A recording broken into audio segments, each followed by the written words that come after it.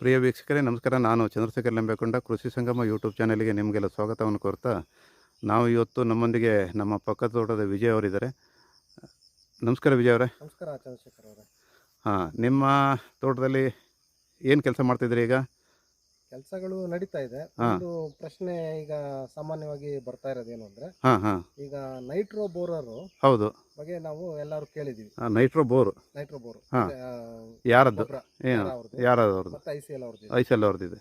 ಈಗ ಅದು ಕಾಫಿ ಗಿಡ ಕೊಡೋ ಟೈಮಿಗೆನೆ ಮೆಣಸಿಗೂ ಕೊಡೋದು ಒಳ್ಳೇದಾ ಅಂತ ಕೇಳ್ತಾ ಇದ್ದೀನಿ ನಾನು ನಿಮಗೆ. ತುಂಬ ಜನ ಕೊಟ್ಟಿದ್ದಾರೆ. ಇನ್ನು ಕೆಲವರು ಏನು ಮಾಡಿದ್ದಾರೆ ಅಂತ ಹೇಳಿದ್ರೆ, ಬೇರೆ ಗೊಬ್ಬರದ ಜೊತೆಗೆ ಮೀನು ಶಕ್ತಿನ ಸಮೇತ ಕೊಟ್ಟಿದ್ದಾರೆ. ನಾನು ಅವತ್ತೊಂದು ಸರಿ ಹಿಂದಿನ ಸರಿ ಒಂದು ವಿಡಿಯೋದಲ್ಲಿ ಹೇಳಿದ್ದೆ ನಿಮಗೆ, ಸುಣ್ಣವನ್ನು ಯಾವುದೇ ಕಾರಣಕ್ಕೂ ಫಾಸ್ಫರಸ್ ಮತ್ತು ಸಲ್ಫರ್ ಇರತಕ್ಕಂಥ ಗೊಬ್ಬರ ಜೊತೆ ಕೊಡಬಾರ್ದು ಅಂತ ಹೇಳಿದ್ದೆ. ಹೆಚ್ಚಾಗಿ 99 ಎಲ್ಲದರಲ್ಲೂ ಫಾಸ್ಫರಸ್ ಇದ್ದೇ ಇರುತ್ತೆ, ಸಲ್ಫರ್ ಇರೋದಿಲ್ಲ. ಹಾಗಾಗಿ ನಾವು ಅದನ್ನು ಕೊಡಲೇಬಾರ್ದು. ಒಂದಾಯ್ತಾ? ಈ ನಿಮ್ಮ ಪ್ರಶ್ನೆಗೆ ನಾವು ಬರೋಣ. ನೈಟ್ರೋ ಬೋರನ್ನು ಕಾಳುಮೆಣಸು ಮತ್ತು ಕಾಫಿಗೆ ಒಟ್ಟಿಗೆ ಕೊಡ್ಬೋದಾ ಅನ್ನೋ ನೀವು ಕೇಳ್ತಿದ್ರಿ. ಹೌದು. ನಮ್ಮಲ್ಲಿ ಸುತ್ತಮುತ್ತ ನಾವು ಮೊನ್ನೆ ವಿಚಾರಿಸಿದಾಗ ತುಂಬ ಜನ ಕೊಟ್ಟಿದ್ದಾರೆ, ಒಟ್ಟಿಗೆ ಕೊಟ್ಟಿದ್ದಾರೆ. ಒಟ್ಟಿಗೆ ಕೊಡೋದು ಯಾಕೆ ಸರಿಯಲ್ಲ ಅನ್ನೋದ್ರ ಬಗ್ಗೆ ನಿಮ್ಗೆ ಸಣ್ಣ ವಿಚಾರ ಹೇಳ್ತೀನಿ ನೋಡಿ. ಇದು ಕಾಫಿ, ಇದು ನಾವು ನೈಟ್ರೋ ಬೋರನ್ನು ಫಸ್ಟು ಹೂವಿನ ಟೈಪಲ್ಲಿ ಬ್ಯಾಕಿಂಗಿಗೆ ಕೊಟ್ಟಿದ್ವಿ. ಹೂವಿಗೆ ಸಾಕಷ್ಟು ಮಳೆ ಬಂತು, ಅದರಿಂದಾಗಿ ನಾವು ಕೊಡೋಕ್ಕಾಗಲಿಲ್ಲ. ಕಾಫಿ ಕೊಯ್ಬೇಕಾದ್ರೆ ಮೊದಲು ಆ ನಂತರ ಕೊಟ್ಟಿದ್ದೀವಿ. ನೋಡಿ, ಈ ಥರ ಹೀಚಾಗಿದೆ, ಈ ಥರ ಹೀಚು ದೊಡ್ಡದಾಗಿದೆ ನೋಡಿ. ಒಂದಾಯ್ತಾ? ಇದು ಕಾಫಿಗೆ ಆವಾಗ ಕೊಡೋದು ಸೂಕ್ತ. ಕಾಫಿನೂ ಮತ್ತು ಕಾಳುಮೆಣಸನ್ನು ಒಂದೇ ಟೈಪ್ ತೊಗೊಳಕ್ಕಾಗಲ್ಲ. ನೋಡಿ, ಒಂದು ಗೇರು ಉಂಟಲ್ಲ, ಗೇರು ಫಸ್ಟು ಎಲೆಲ್ಲ ಚಿಗುರುತ್ತೆ, ಆಮೇಲೆ ಹೂ ಬರುತ್ತೆ. ಮಾವು ಏನಾಗುತ್ತೆ ಹೇಳಿ? ಫಸ್ಟು ಹೂ ಬರುತ್ತೆ, ಆಮೇಲೆ ಚಿಗುರುತ್ತೆ.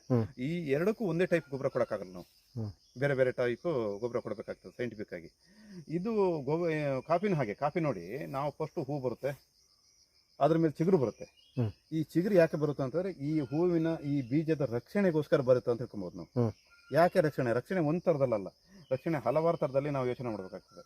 ಒಂದು, ಇದು ರೆಕ್ಕೆ ಬೆಳೆದ್ರೆ, ರೆಕ್ಕೆಯಲ್ಲಿ ಎಲೆ ಬಂದರೆ ಜಾಸ್ತಿ, ಇನ್ನೂ ಸದೃಢವಾಗಿ ಉದ್ದ ಜಾಸ್ತಿ ಚಿಗುರು ಬಂದರೆ ಏನಾಗುತ್ತೆ, ತಯಾರು ಮಾಡೋದು ಪ್ರಮಾಣ ಜಾಸ್ತಿ ಆಗುತ್ತದೆ.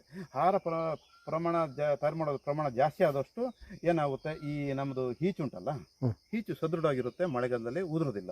ಇದು ನಮಗೆ ಆಗ ಯಾರ ಕೊರಬೇಕು, ಕ್ಯಾಲ್ಸಿಯಂ ಇರಬೇಕು, ಬೋರಾನ್ ಇರಬೇಕು, ಆವಾಗ ಎಲೆ ಚಿಗುರಬೇಕು. ಇದು ಕಾಫಿಗೆ, ಮೆಣಸಿಗೆ ಹಾಗಲ್ಲ ನೋಡಿ. ಮೆಣಸು ಈಗ ಏನಾಗ್ತದೆ ನೋಡಿ, ಇದು ಇನ್ನೂ ಚಿಗುರಲಿಲ್ಲ. ಇದು ಆವಾಗ ನಾವು ಕಾಫಿಗೆ ಕೊಡೋಗೆ, ಈಗ ನಾವು ಸುಮಾರು ಫೆಬ್ರವರಿ ತಿಂಗಳಲ್ಲಿ ಅಥವಾ ಮಾರ್ಚ್ ಫಸ್ಟ್ ವೀಕಲ್ಲಿ ನಾವು ಕಾಫಿಗೂ ಮತ್ತು ಮೆಣಸಿಗೆ ಒಟ್ಟಿಗೆ ಕೊಟ್ಟರೆ ಏನಾಗ್ತದೆ, ಇದು ಆಗೋ ಚಿಗುರುತ್ತೆ. ಇದು ಚಿಗುರಿದಾಗ ಏನಾಗ್ತದೆ ನಿಮಗೆ, ಆಮೇಲೆ ಜೂನ್ ತಿಂಗಳಿಗೆ ನಮಗೆ ಏನು ಚಿಗುರಿ ಹೂ ಬರ್ಬೇಕು ನೋಡಿ, ಗೆರೆ ಬರಬೇಕು, ಆಗ ಬರೋದಿಲ್ಲ.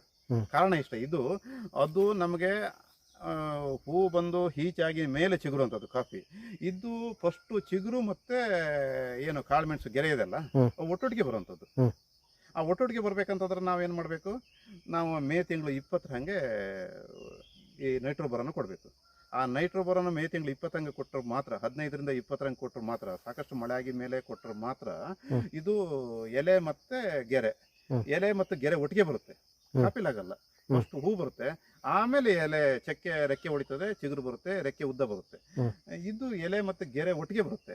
ನಾವು ಈಗ ಕೊಟ್ಟರೆ ಏನಾಗ್ತದೆ, ಸ್ವಲ್ಪ ಚಿಗುರು ಬರುತ್ತೆ, ಅಲ್ಲಿಗೆ ನಿಲ್ಲುತ್ತೆ, ಎಲೆ ಗೆರೆ ಬರೋದಿಲ್ಲ, ನೀರು ಸಾಕಾಗೋದಿಲ್ಲ, ಮತ್ತು ಅಲ್ಲಿ ಪ್ರೊಸೆಸ್ ಸಾಕಾಗೋದಿಲ್ಲ, ಆ ವಾತಾವರಣ ಸ್ಪಂದಿಸೋದಿಲ್ಲ. ಮೇ ತಿಂಗಳು 15ರ ಮೇಲೆ ಏನು ವಾತಾವರಣ ಇದೆ ನೋಡಿ, ಥಂಡಿ ವಾತಾವರಣ, ಅದು ಸ್ಪಂದಿಸದೇ ಇರೋದ್ರಿಂದ ನಾವು ಆವಾಗ ಚಿಗುರೋದಿಲ್ಲ. ಈಗ ಸ್ವಲ್ಪ ಚಿಗುರಿ ಮತ್ತು ಫಸಲು ಹಾಳಾಗುತ್ತೆ. ನಮಗೆ ಫಸಲು ಯಾವುದೇ ಕಾರಣಕ್ಕೂ ಕಾಳುಮೆಣಸಲ್ಲಿ ನಿಮಗೆ ಬರೋದಿಲ್ಲ. ಹಾಗೆ ಓಕೆ, ಇದೊಂದು ಒಳ್ಳೆ ಮಾಹಿತಿ ನಿಮ್ಗೆ ಕೊಟ್ಟಿರೋದು. ಯಾಕಂದ್ರೆ ನಾವು ಅಂದ್ಕೊಂಡಿದ್ದು ಗೊಬ್ಬರ ಅಂತ ಅಂದಮೇಲೆ ಎಲ್ಲದಕ್ಕೂ ಹೋಗ್ತೀವಲ್ಲ, ಕೊಟ್ಕೊಂಡು ಹೋಗ್ತಿದ್ದಾಗ ನಾವು ಅದು ಪಕ್ಕದಲ್ಲಿ ಮೆಣಸು ಗಿಡ ಇರುತ್ತಲ್ಲ, ಹಂಗಾಗಿ ಮೆಣಸು ಗಿಡಕ್ಕೂ ಹಾಕೋಣ, ಅದಕ್ಕೂ ಗೊಬ್ಬರ ಆಗುತ್ತೆ ಅಂತ ಅಂದ್ಕೊಂಡಿದ್ವಿ. ಈ ಮಾಹಿತಿ ಭಾರಿ ಒಳ್ಳೆ ಮಾಹಿತಿ ಕೊಡ್ತಾ ಇದ್ದೀರಾ ಚಂದ್ರಶೇಖರ್ ಅವರೇ. ಧನ್ಯವಾದ. ಥ್ಯಾಂಕ್ಸ್.